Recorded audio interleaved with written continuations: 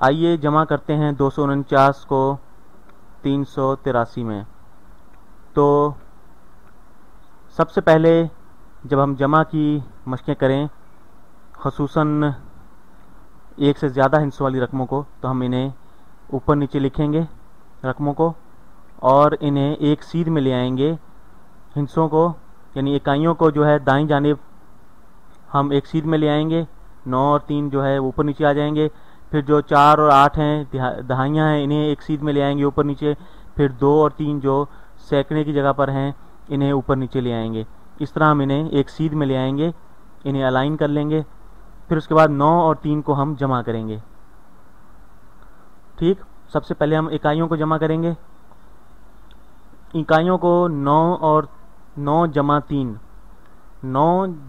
3 हम करते हैं तो ये होता है 12 के बराबर। यहाँ पर एक मैंने ऑरेंज रंग से लिखा है, नारंगी रंग से, ये जानबूझ के लिखा है, और 2 ये 12, क्योंकि यहाँ पर जो है 9 और 3 के नीचे हम सिर्फ इकाई जो है वो लिख सकते हैं, दहाई जो है वो इस जगह पर नहीं आ सकती।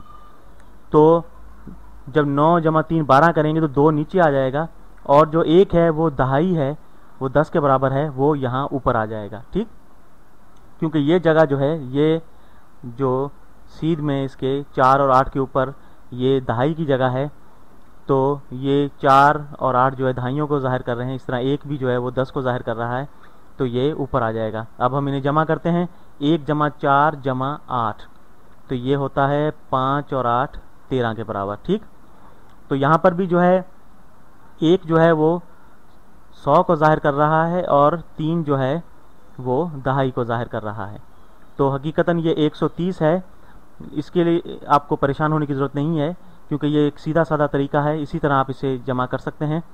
तो 3 जो है वो नीचे आ जाएगा जो दहाई की जगह पर, और 1 जो है वो सैकड़े की जगह पर ऊपर चला जाएगा। ठीक, अब इन 3 रकमों को हम जमा कर लेंगे।